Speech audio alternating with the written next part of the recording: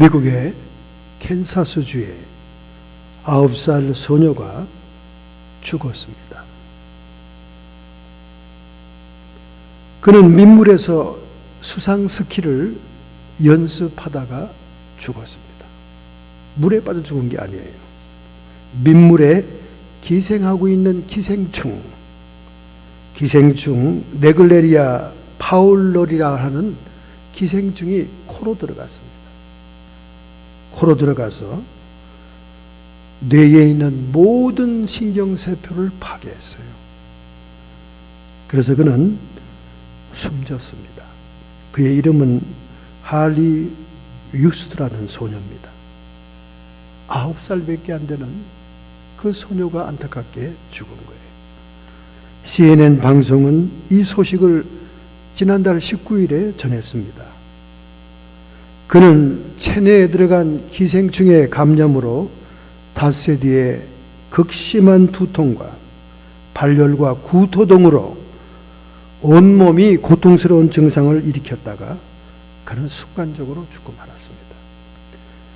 바로 이 기생충으로 죽는 사람이 해마다 130명쯤 되는데 그 중에 사망으로 연결된 사람이 5명 이상이었다는 것입니다.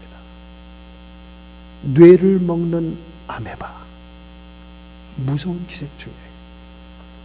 코로 들어가기만 하면 뇌신경세포를 다 파괴합니다. 생각하는 기능, 모든 육신을 조종하는 인체의 모든 기능을 다 일시에 파괴시키는 겁니다. 이렇게 민물에 기생하고 있는 기생충 아베마만 무섭겠습니까? 오늘 우리의 귀와 눈으로 들어오는 수많은 정보들, TV의 드라마, 일반 뉴스, 수많은 지식과 정보들이 우리의 뇌 속에 들어오게 되면 우리의 신앙도 우리의 믿음도 다 파괴할 때가 있는 것입니다. 사람들에게 이 매스컴의 영향이라는 것은 이루 말할 수가 없습니다. 그래서 이 매스컴을 한자말로 마수검 이렇게 번역하잖아요. 마수검, 악마의 손에 쥐어져 있는 칼이다. 예전에는 라디오와 TV만 있었는데 지금은 인터넷까지 수많은 정보의 바다에 사람들이 마우스를 가지고 서핑을 하잖아요. 그러니 물리적으로 민물에 기생하는 아메바만 우리 두뇌를 파괴하는 게 아닙니다. 사실상 우리의 모든 두뇌를 파괴하고 있는 것은 세상으로부터 오고 있는 수많은 정보들이에요. 얼마나 많은 사람들이 드라마의 영향을 받습니까? 얼마나 많은 사람들이 뉴스의 영향을 받습니까? 얼마나 많은 사람들이 인터넷에 들어오는 정보, 유튜브에 떠오르는 정보, 수많은 정보들을 영향을 받고 있지 않습니까? 우리는 우리의 마음을 주장하는 이 의식세계를 변화시켜야 됩니다. 그렇지 않고는 믿음의 선한 싸움의 승리자가 될 수가 없습니다. 믿음의 선한 싸움에서 이겨낼 수가 없습니다. 로마서 12장 2절에 성령께서 말씀했습니다. 그러므로 너희는 이 세대를 본받지 말고 오직 마음을 새롭게 함으로 변화를 받아 하나님의 선하시고 기뻐하시고 온전한 뜻이 무엇인지를 분별해라. 우리가 이 세대를 자꾸 그런 지식과 정보를 통해서 본받게 된다는 거예요. 대다수의 사람들이 가는 대로 끌려가고 있다는 거예요. 친구 따라 강남 가는 겁니다. 그래서 오직 마음을 새롭게 해라. 마음을 새롭게 해라. 그래서 변화를 받아야 된다. 도리어 세상에서 말하는 뜻과 지식과 정보가 무엇인지 관심을 기울이고다 하나님의 선하시고 기뻐하시고 온전한 뜻을 분별하는 그런 삶을 살아야 된다. 그렇게 오늘 우리에게 말씀을 주시는 줄로 믿습니다. 특별히 이 고린도후서 1장 3번째 고린도를 향한 편지, 중간의 편지가 유실되었다고 제가 소개했습니다. 그래서 고린도후서는 세 번째 편지입니다. 이 편지에서 고린도 교인들에게 사도 바울이 복음 전도를 위해서 당한 많은 환난과 고난에 대한 얘기를 하면서 이렇게 고난과 환난을 당했지만은 하나님의 위로가 컸다. 너희도 나처럼 이렇게 고난 중에 있다면 하나님의 위로가 클 것이다. 그런 소망적인 말로 고린도 교인들에게 편지를 쓰고 있는 것입니다. 사실상 사도 바울은요, 전도하다가 크게 3번의 고통을 당한 경험이 있습니다. 루스드라에서 했어요. 루스드라에서는 돌멩이에 완전히 돌무덤이 됐습니다. 그래서 그가 죽은 줄 알고 그의 제자들이 그 시체를 끌고 동구 밖에 낭떠러지까지 간 거 아닙니까? 묘지 있는 데까지. 근데 거기서 깨어나잖아요. 그래서 아마 그때 천국도 갔다 온 것 같아요. 그 다음에 빌립보에서는 복음을 전도하다가 매를 맞지 않습니까? 매를 맞고 감옥에 들어가 갇히잖아요. 그 감옥에서 찬송을 부르죠, 신라와. 그 다음에 세 번째는 에베소에서 복음을 전거하는데 아데미 여신을 섬기는 은장색 우상 만드는 사람들이 폭동을 일으키죠. 예수를 믿는 사람이 늘어나니까 우상 숭배자들의 영업이 방해가 된 거예요. 그래가지고 막 온 동네가 소요하고 동요해서 사도 바울이 피신을 해야 됐습니다. 돌팔매를 좀 맞았겠죠. 이렇게 큰 경험을 통해서 자기의 고난에 대해서 얘기를 하고 있습니다. 이것은 성도들의 고난에 대해서도 얘기하는 거예요. 자기가 이런 고난을 당하면서 도리어 하나님께 감사했다는 겁니다. 왜? 고난을 당하니까 자기를 의지할 것이 없더라는 거예요. 자신을 신뢰할 수가 없는 거예요. 더 하나님께 매달리게 되고 더 하나님을 신뢰하게 되니까 아하, 고난이 나를 믿지 않고 하나님을 믿게 만드는구나. 그래서 결과적으로 감사할 일이었다. 그렇게 얘기합니다. 뿐만 아니라 이 고난이 기쁘기까지 한 것은 장차 다가올 하나님의 위로와 구원을 생각하니까 오히려 기쁘기까지 하더라 그 말이죠. 이렇게 여러분, 고난 역경 환난이 올 때 우리가 악으로 원수들을 상대하지 않고 피하고 당하고 움직이는 것은 믿음의 선한 싸움이라고 얘기합니다. 악한 싸움은 같이 상대하는 거죠. 이는 이, 눈은 눈으로, 악은 악으로 갚는 게 악한 싸움이죠. 이 성경에서 말하는 믿음의 선한 싸움이라는 것은 그들이 우리를 악으로 대하더라도 주님의 사랑으로, 선으로 대하는 것이 선한 싸움이다. 이 선한 싸움의 승리자가 되는 변화가 무엇일까? 사도 바울이 이렇게 선한 싸움을 잘 싸운 데는 어떤 변화가 있었기 때문에 그랬을까? 그것을 오늘 우리가 말씀을 통해 은혜 받고자 한 것입니다. 사람들이 예수 믿다가요, 은혜가 다 떠나게 되면 세상 사람보다 더 악해집니다. 그래서 잠언서에 선을 악으로 갚는 자는 악이 그 집을 떠나지 않는다. 그 말은 저주가 그 집을 떠나지 않는다. 그런 말입니다. 대개 세상적인 싸움은 그렇잖아요. 또 세상 사람들은 그렇게 하잖아요. 자기를 선대하고 자기에게 잘했는데 악으로 대하는 사람 너무나 많습니다.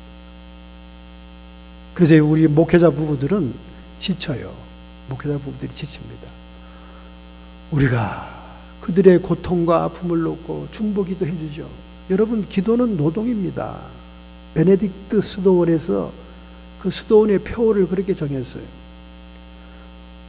노동은 기도고 기도는 노동이다.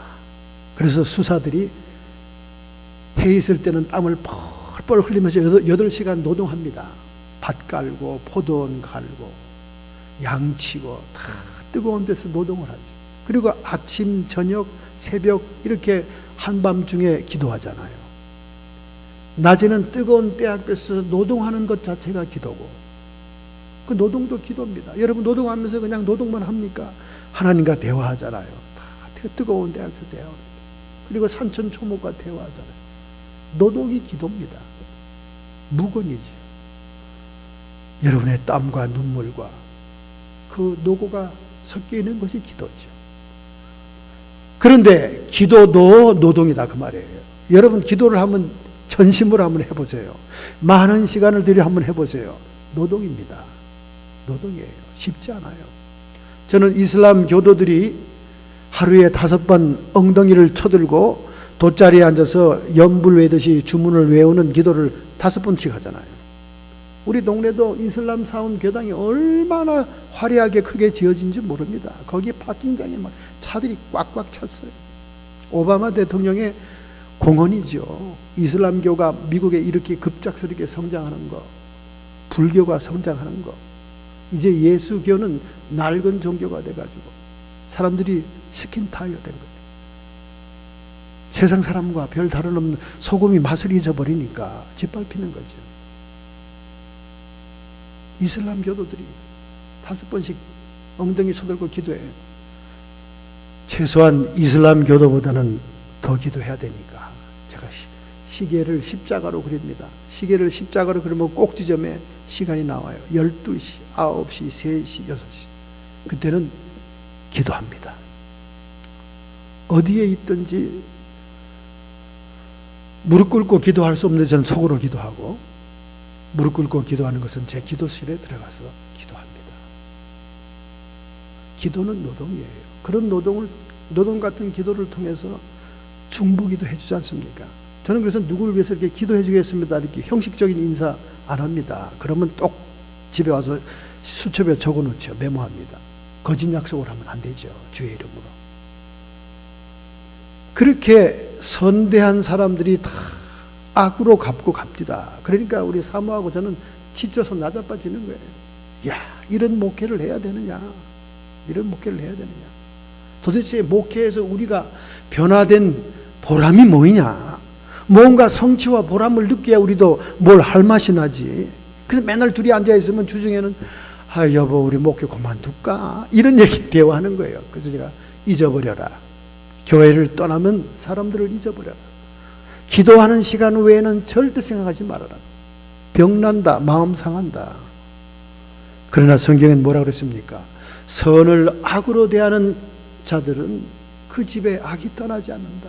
즉 저주가 사라지지 않는다는 거예요. 얼마나 무서운 하나님의 말씀입니까 여러분. 그래서 우리가 믿음의 선한 싸움을 한다는 것은 너무나 중요한 겁니다. 우리를 악으로 대하고 나쁘게 대하는 사람에게 축복을 빌어주고 도리어 기도해주고 잘 되기를 원하는 그런 삶이 선한 싸움을 사는 삶이거든요. 그 성경에 말하지 않습니까? 남을 윤택케 하는 자는 윤택하여지리라. 여러분 남을 잘 되게 여러분이 중매도 서주고 사업도 알선해주고 직장도 구해주고 이렇게 남을 잘 되게 하는 게 자기가 손해보는 게 아니에요. 하나님이 보상합니다.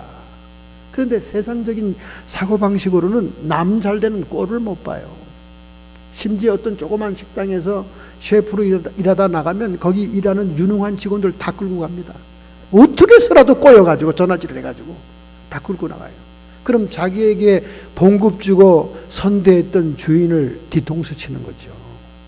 그런 기본 삶의 자세도 없는 사람들이 얼마나 많은지 몰라요. 끊임없이 이간질하고 끊임없이 사람들을 뒤에서 끌어잡아 당깁니다. 우리 사모하고 제가 그 셰프에게 그렇게 얘기를 했어요. 당신이 이렇게 계속 다른 사람을 안 되게 하면 당신은 절대로 못 일어납니다. 지금 나이가 지금 몇 살인데 자기 가게 하나 없이 자기 집 하나 없이 떠드는 방랑의 칼제비예요. 그 입에서 나오는 건 전부 다 남을 저주하고 남을 못되게 하는 얘기입니다. 그러니 그 집에 저주가 떠나지 않습니다. 그 집에 끊임없이 교통사고가 일어나요. 막 BMW 쫙 세 채 뽑으면 며칠 있다가 교통사고 나가지고 완전히 쩡긋해서 나가고요. 한두 번도 아니에요. 자식들은 바로 코앞에 닥터 면허가 나오기 직전에 마약으로 손이 떨려서 의사 자격을 박탈당하고 되는 일이 없어요. 되는 일이. 그래서 우리는 믿음의 선한 싸움을 해야 되는 거예요. 악으로 우리를 대하더라도 선으로 대하고, 미움으로 우리에게 다가오더라도 주님의 사랑으로 다가가지고, 악담을 하더라도 우리는 속이 뒤틀리고 참을 수가 없지만은 주님의 이름으로 축복을 해줄 때, 할렐루야, 하나님이 그 선한 싸움에 승리하는 자들에게 복을 주시는 겁니다. 잘 되게 하는 거예요. 자녀들도 잘 되고, 여러분이 하고자 하는 일도 잘 되고, 기도하는 것도 잘 응답을 받고, 기쁜 일들이 생기게 되는 겁니다.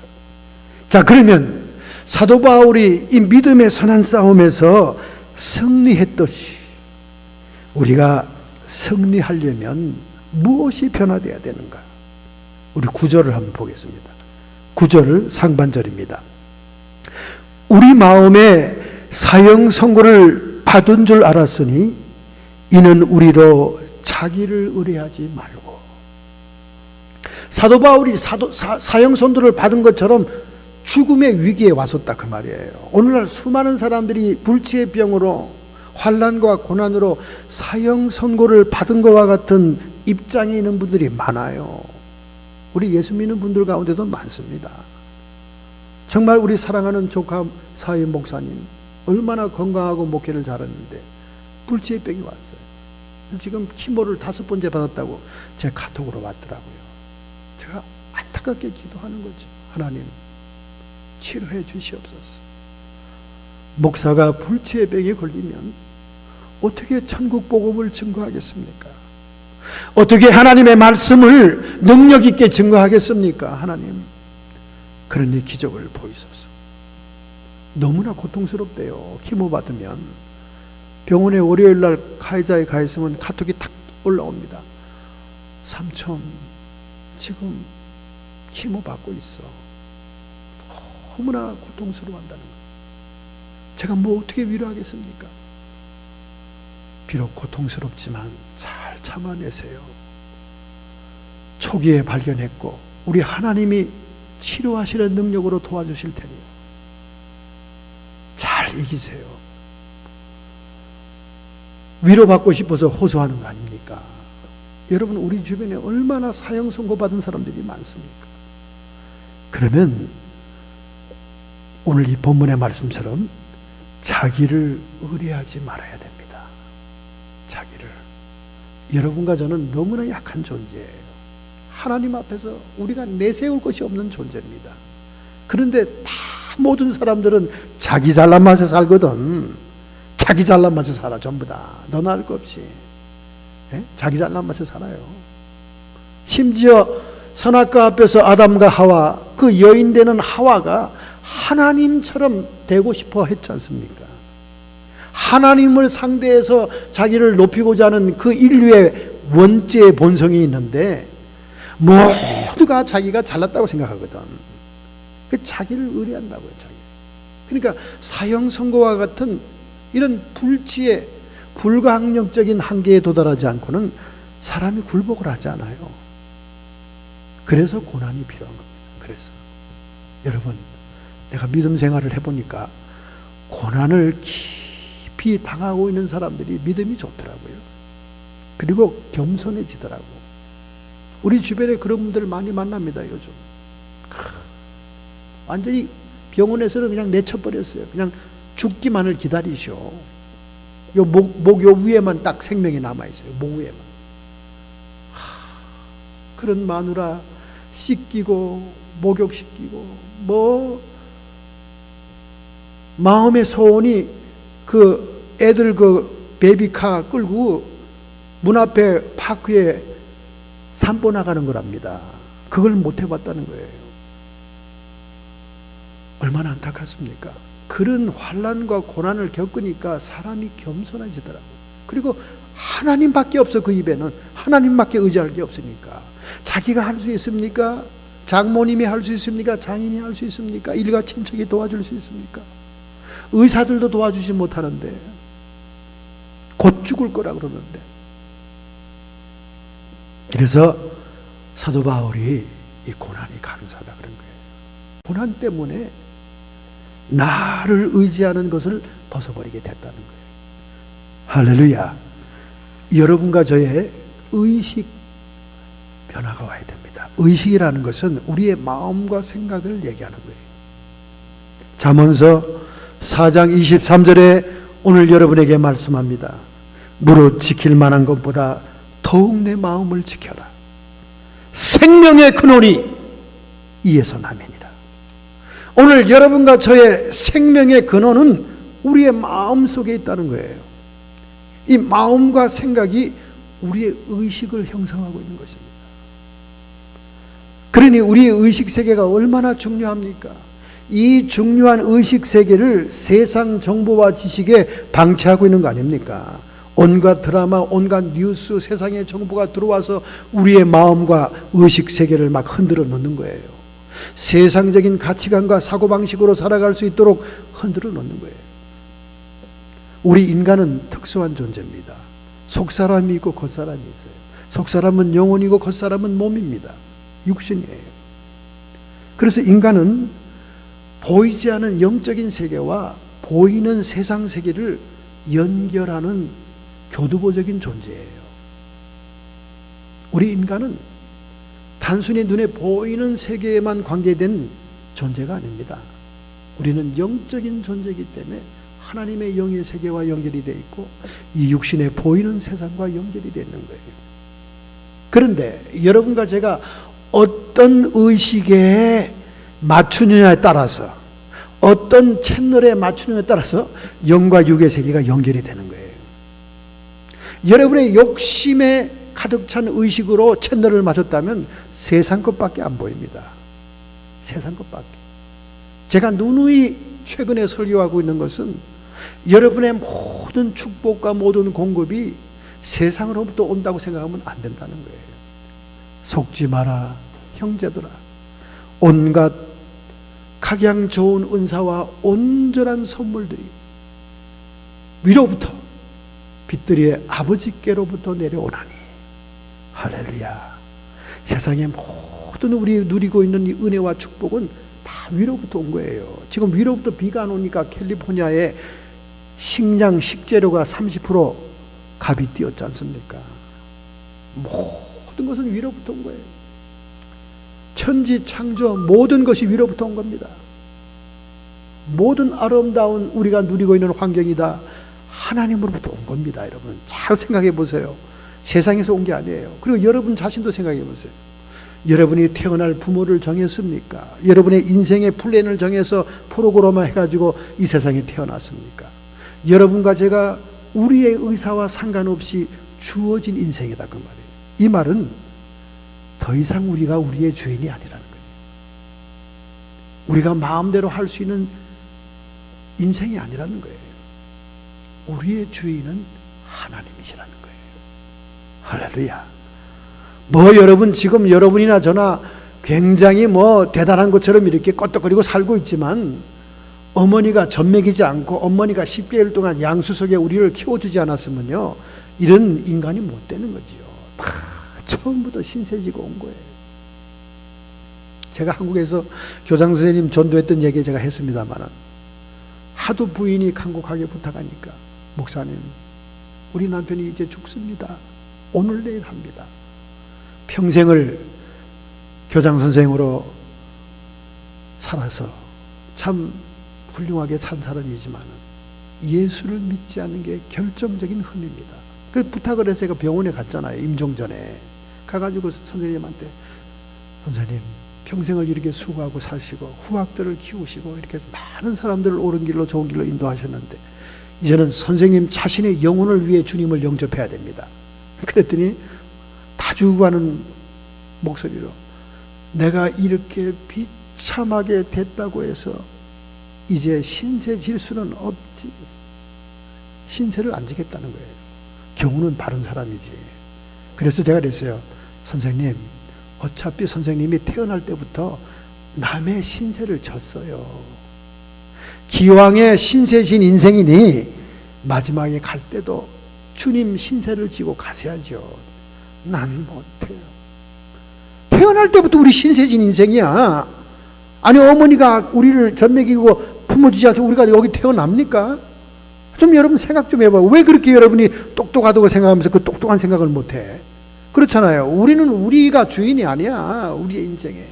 우리의 인생의 주인은 하나님이시지. 하나님이 우리를 생명을 주었고 이 땅에 오게 했고 나와 뜻과 상관없이 어느 나라에 어느 동네에 떨어뜨렸잖아요. 그런데 우리는 살면서 그 자의식이라는 것이 얼마나 커졌는지, 내가 이 모든 세상의 우주의 주인공이고 전부야. 그걸 깨뜨려야 됩니다, 여러분. 그걸 깨뜨리기 위해서 하나님은 고난을 준비한 거예요. 더 이상 네 자신을 믿을 게 못 된다. 너에게서 무슨 힘이 나올 수 없다. 우리로 자기를 의뢰하지 않게 하기 위해서. 그래서 오늘 우리의 의식이 변화되어야 되는 거예요.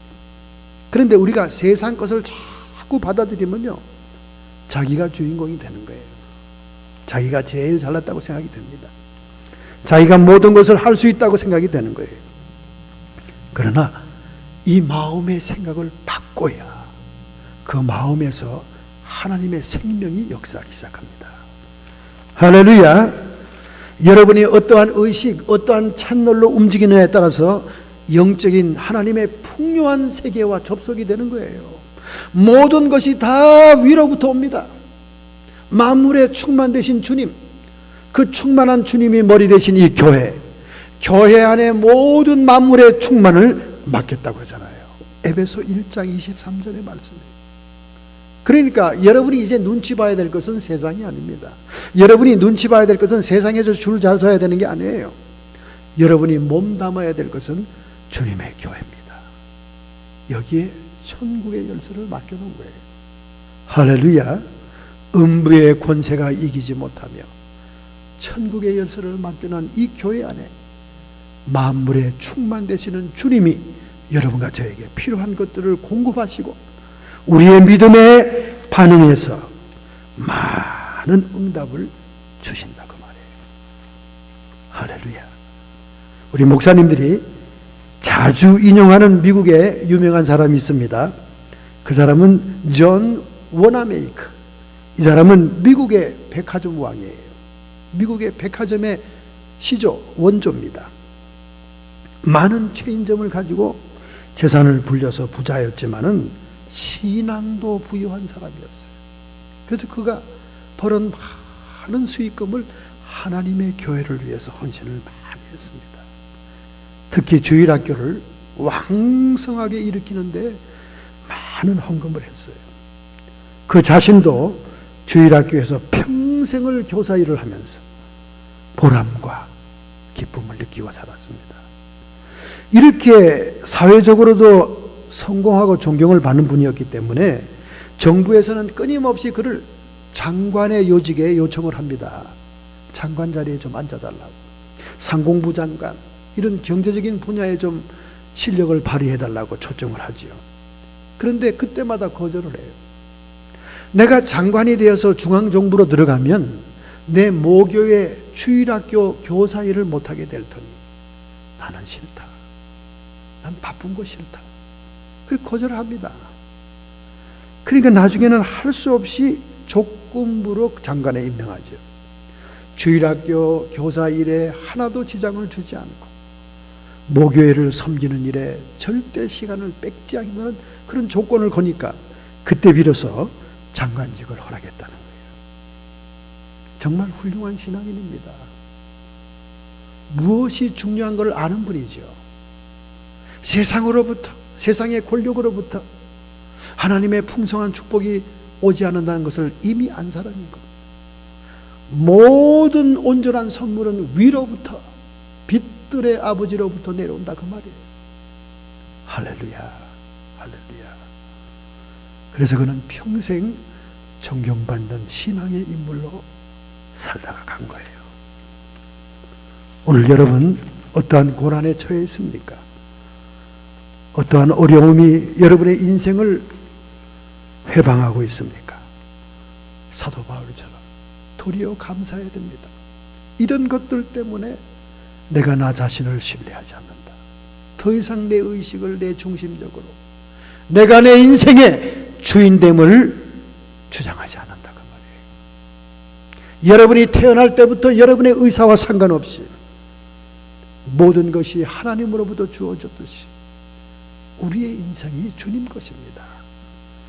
그래서 이 고난은 더 이상 자기를 의뢰하지 않게 하는 의식의 변화를 준다는 거예요. 할렐루야. 그래서 고린도후서 10장 5절에 보면 모든 생각을 사로잡아 그리스도에게 복종케 해라. 참 말도 안 되는 소리 같지만은 이대로 하면 승리자가 된다는 거예요. 우리의 모든 생각을 사로잡아서 그리스도에게 복종케 하라고 말합니다. 그렇게 되기까지 하나님의 형벌로 다스린다. 그런 말이 고린도서 10장 5절에 있는 것입니다. 자, 두 번째 말씀입니다. 두 번째 말씀은 9절 하반절의 말씀, 9절 하반절 말씀. 우리 마음에 사형 선고를 받은 줄 알았으니 이는 우리로 자기를 의뢰하지 말고 하는 것이 우리 첫 번째였습니다. 두 번째는 오직 죽은 자를 다시 살리시는 하나님만 의뢰하게 하심이라. 고난과 환난이 하나님만 의뢰하게 한다고 말이에요.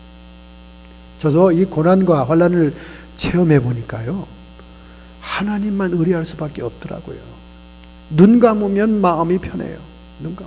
눈 뜨면 환난과 고난이 저를 상처를 줍니다. 그러니까 눈 감으면 편해.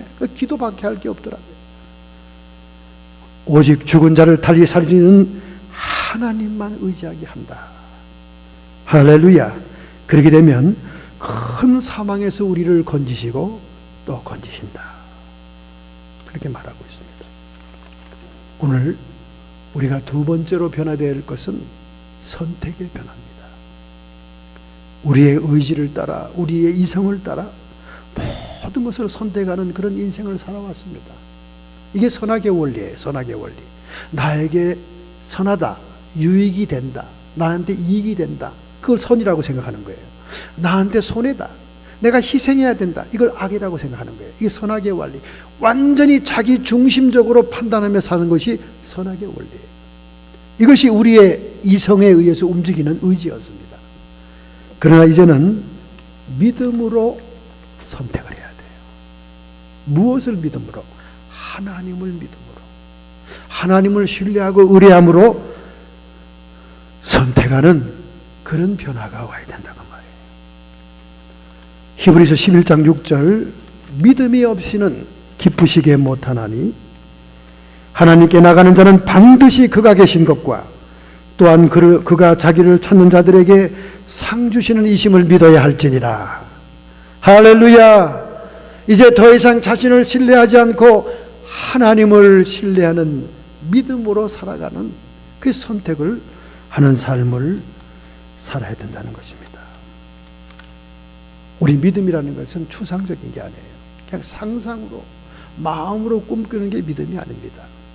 하나하나 우리의 행동으로 선택해 나가면서 살아가는 것이 우리의 믿음의 선택의 변화인 줄로 믿습니다.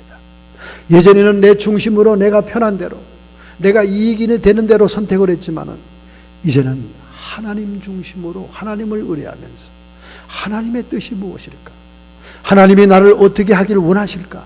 하나님이 인도하는 것이 뭘까? 성령이 기뻐하는 것이 무엇일까?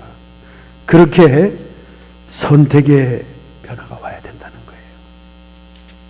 할렐루야. 여러분이 이렇게 마음만 먹어도 우리 하나님은 도와줍니다. 요즘 이 캘리포니아의 가뭄의 탓으로 말이죠, 고대 유족들이 계속 약탈당하고 있다는 거예요. 특별히 마이두 인디안의 유적지가 도구를 당하고 있다는 거예요. 마이두 인디안의 유적지는 오르빌 호숫가에 있습니다. 캘리포니아 북가주에 있어요. 고고학자들이 구석기 시대의 이 문명의 모습을 너무나 귀하게 소중하게 생각하는데 비가 안 오니까 그것이 말라서 다 드러난 거예요. 그러니까 도둑떼들이 모여드는 겁니다. 40%나 물이 감하니까 그 인디안 유적지가 다 드러났어요. 드러나니까 거기 소중한 물건들, 이런 고고학적 가치가 있는 것들이 다 도난받는 거예요. 도둑놈들이 훔쳐갑니다.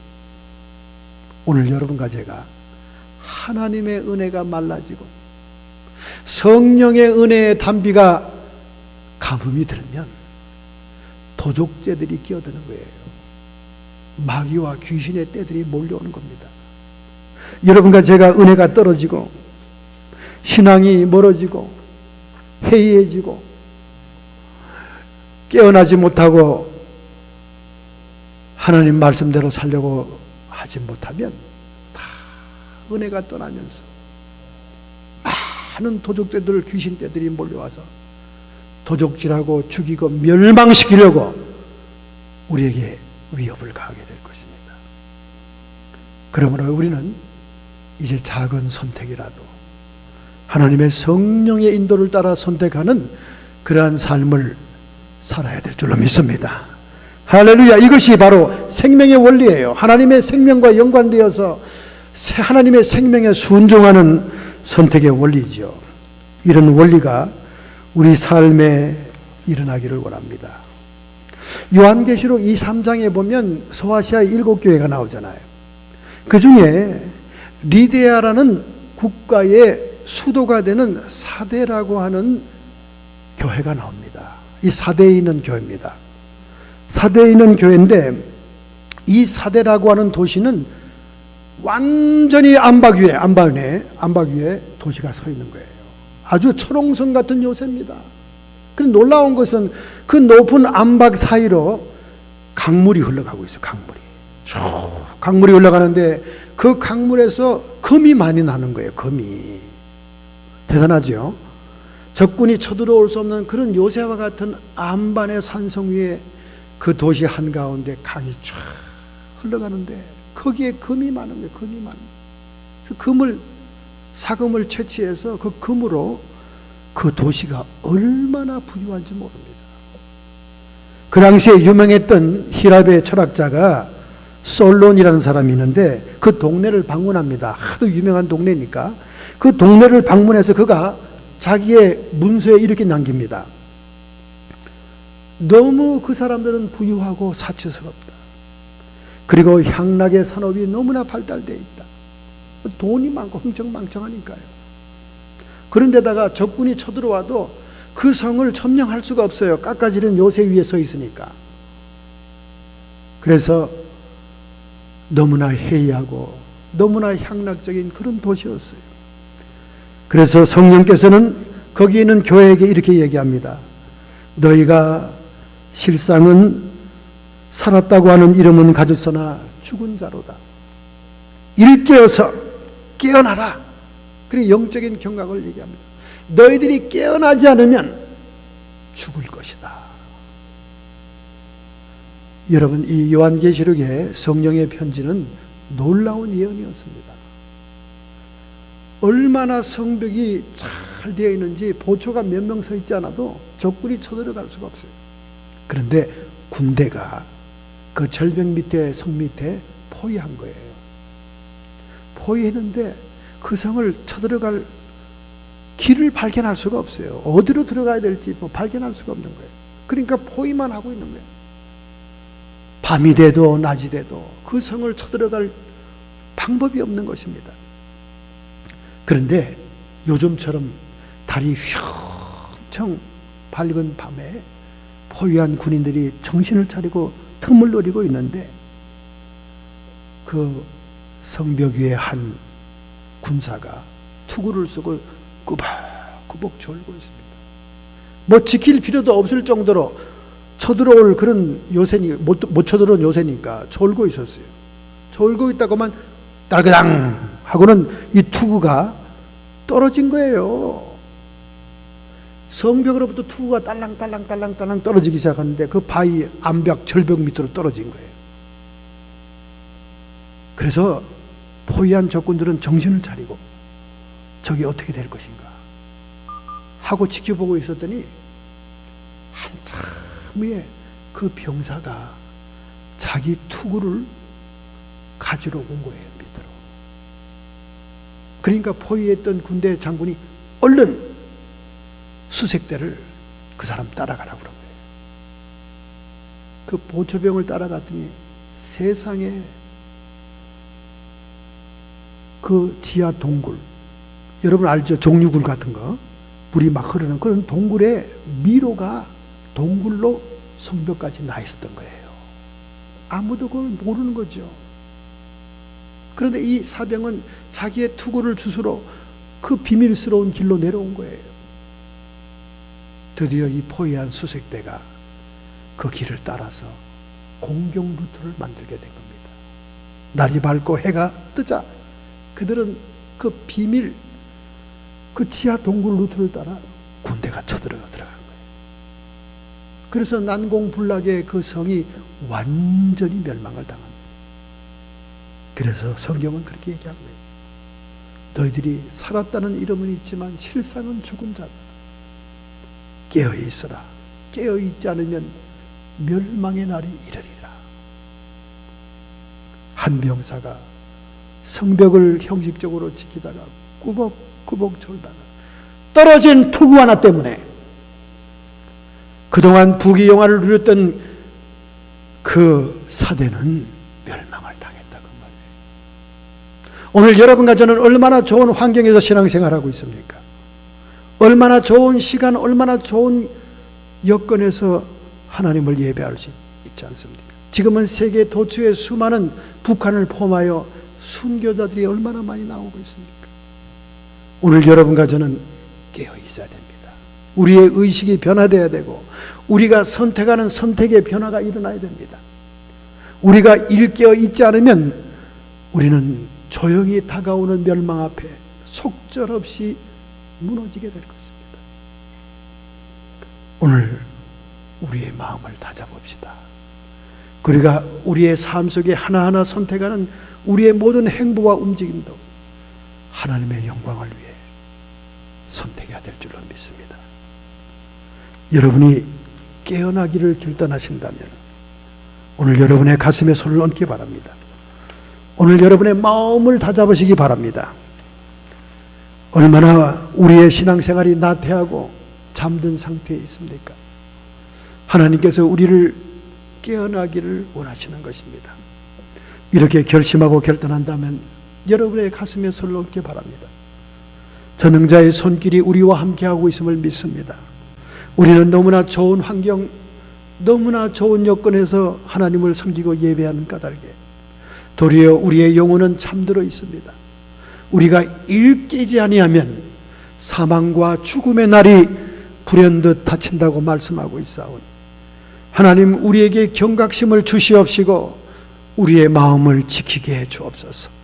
세상의 노도와 파도와 같이 몰려오는 모든 세상적인 가치관과 선악의 원리로 살아가게 하는 모든 지식 정보의 세계로부터 우리의 마음을 지킴으로 우리의 생명의 근원을 지키게 해 주옵시고 뿐만 아니라 우리의 삶 속에 자기 이익을 따라 자기 욕망을 따라 사욕을 따라 선택하고 결정하고 살아가는 것이 아니라 오직 하나님의 영광과 하나님의 열매 맺는 인생 살기 위해서 선택해 나가는 변화가 일어나기를 원합니다. 이 시간 저희들이 이 세대를 본받지 않고 변화하기를 작정하오니 이렇게 마음 먹는 성도들을 주의 능력의 손으로 안수해 주시옵소서. 하나님의 권세와 능력을 부어주시옵소서. 성도의 육체와 정신에 역사하는 모든 질병들은 예수님의 이름 권세로 고침을 받을지어다. 악한 마귀 사탄 귀신의 세력들아 끊임없이 우리를 노리고 호시탐탐 점령하고자 포위하고 있으나 우리는 깨어있게 주시옵소서. 오직 성령의 인도와 주의 약속의 말씀을 따라 살아가게 해 주옵소서. 우리의 마음 생명의 근원이 새롭게 되기를 원합니다. 우리의 마음속에 성령을 통하여 의와 평강과 희락이 임하게 해 주옵소서. 예수님의 이름으로 감사하며 축복하며 기도하옵나이다. 아멘.